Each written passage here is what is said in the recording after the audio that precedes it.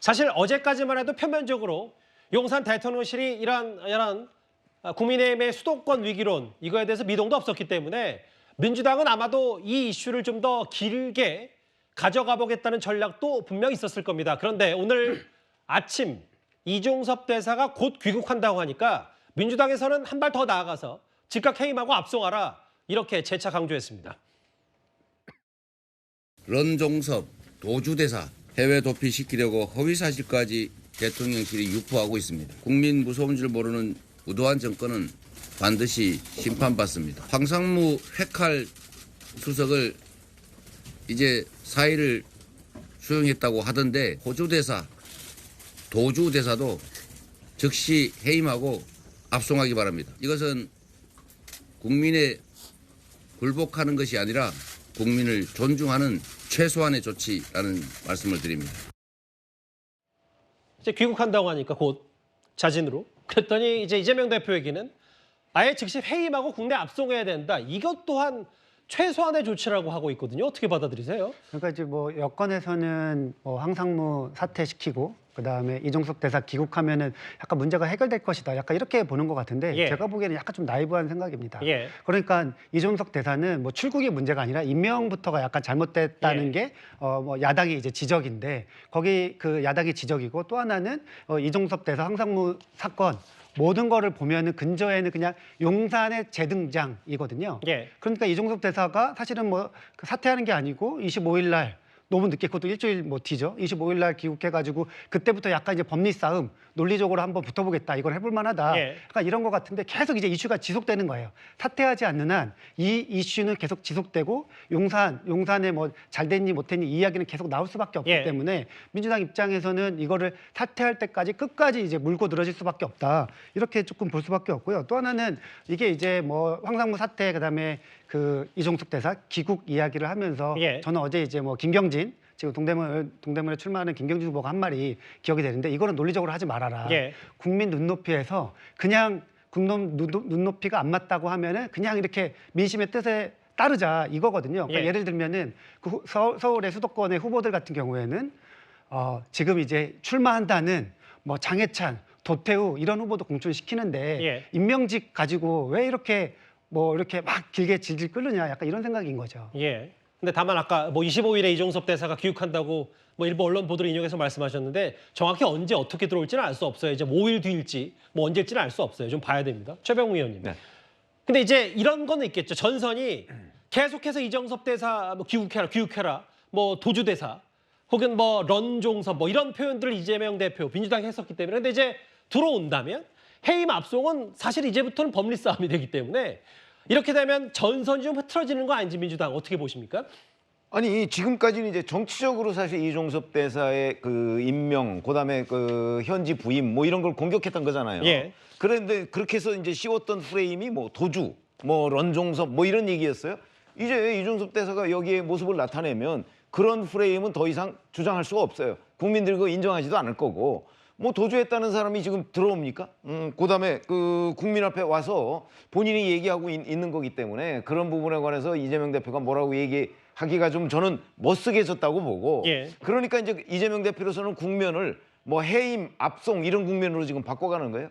사실 저것도 좀 한번 압송을 하려면 아마 뭐 법원의 영장이나 뭐가 있어야 될 것 같은데 예. 한번 영장 신청을 해봤으면 좋겠어요. 법원에서 발부할 수 있을지. 저는 발부 안 될 거라고 보거든요.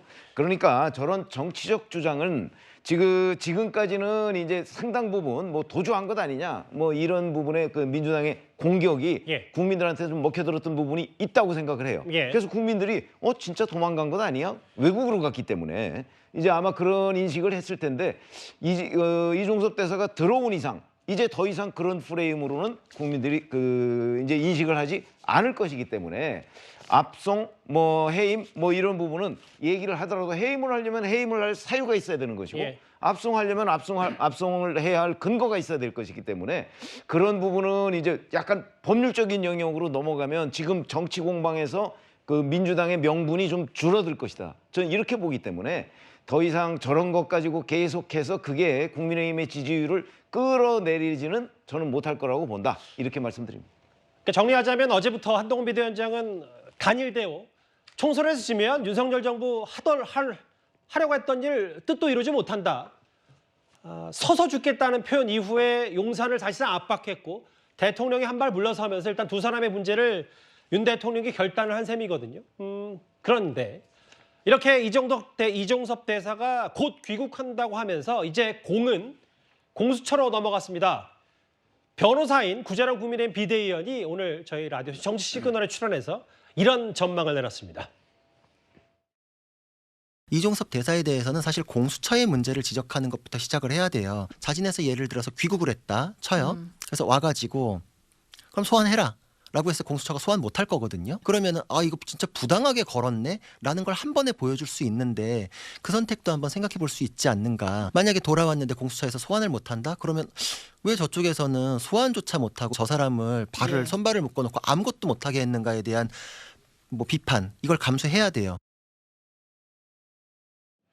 공은 공수처로 넘어왔기 때문에 현재 공수처의 수사 상황, 조직도가 어떤지 제가 먼저 설명을 해드리겠습니다. 바로 제 옆에 나와 있는데요. 김진욱 처장이 퇴임했고 그 밑에 차장인 여운국 처장도 퇴임을 했습니다. 그래서 지금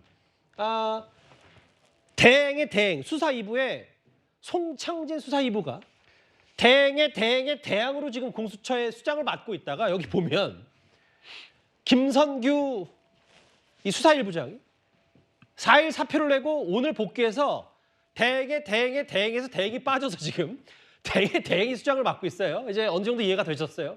그만큼 공수처가 지금 비정상적인 구조로 운영이 되고 있다는데 앞서 윤기찬 부위원장께서도 변호사시니까 구자랑 변호사 예를 어떻게 생각하시는 거예요? 왜냐하면 자 소환해라. 그럼 공수처는 뭔가 이제부터 소환에 빨리 준비를 하고 해야 되는데 공수처 자체가 이런 준비가 안 돼 있을 거라는 예측을 했습니다. 동의하십니까? 뭐 저도 동의해요. 왜냐하면 만약에 소환 준비가 돼 있는데도 불구하고 아직까지 소환 안 한다 그러면 그것도 이상하잖아요. 그것도 뭐 정치적인 고려를 하고 있다는 오해를 받을 만하죠. 근데 공수처가 이미 3월 7일인가에 한번 소환 조사를 했단 말이죠. 그렇다면 준비가 됐다는 소리인데 그 소환 조사를 하고 조만간 소환할 테니까 언제쯤 소환하겠다라고 더 알려줘야 되는데 알려주지도 않았단 말이죠. 그렇다면 대사 임명되는 걸 보고 준비도 안 됐는데 소환했다. 뭐 이런 가정도 가능한 거예요. 그렇다면 그 역시 정치적이다라는 비판을 피해갈 수가 없는 것이고 또 하나는 이제 송영길 전 대표, 민주당 대표의 예에 비춰보면 본인이 들어와 가지고 공수처를 찾아갈 수 있죠. 찾아가서 나 조사받으러 왔다라고 했을 때 그 당시에 검찰은 어땠냐면 우리가 준비되면 부르겠다라고 공개적으로 얘기를 했어요. 그렇다면 이건 정리가 되는 거죠.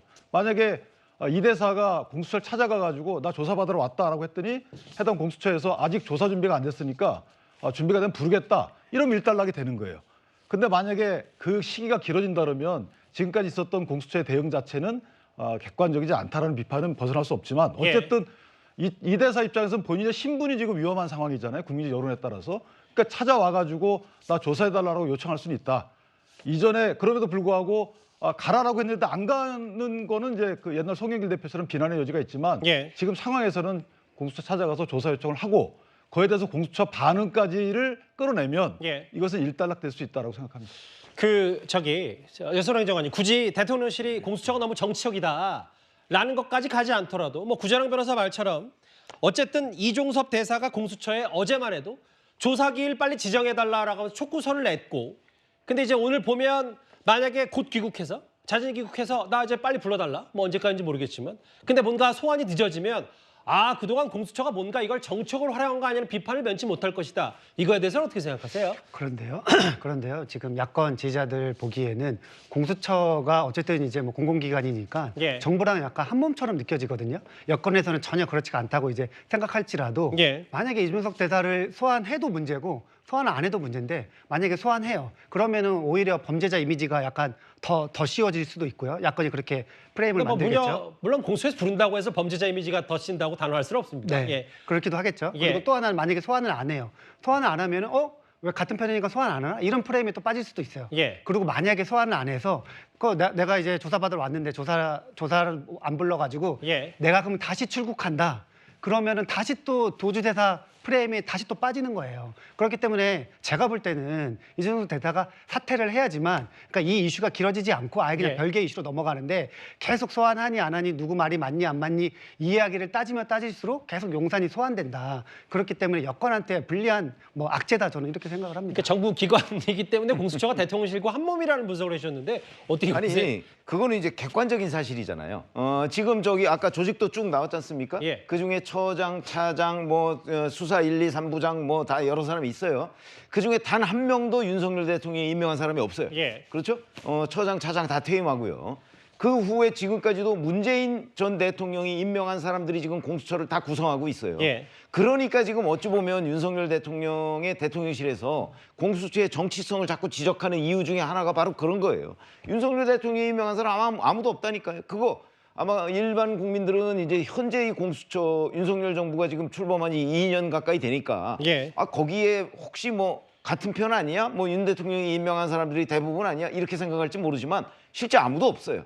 그렇기 때문에 그거는 객관적인 사실에 의해서 충분히 입증될 내용이고, 저는 공수처가 대단히 난감해졌다고 생각을 해요. 예. 지금 현재의 상황으로는 도저히 소환 조사를 할 수 있는 상황이 아닌데, 예.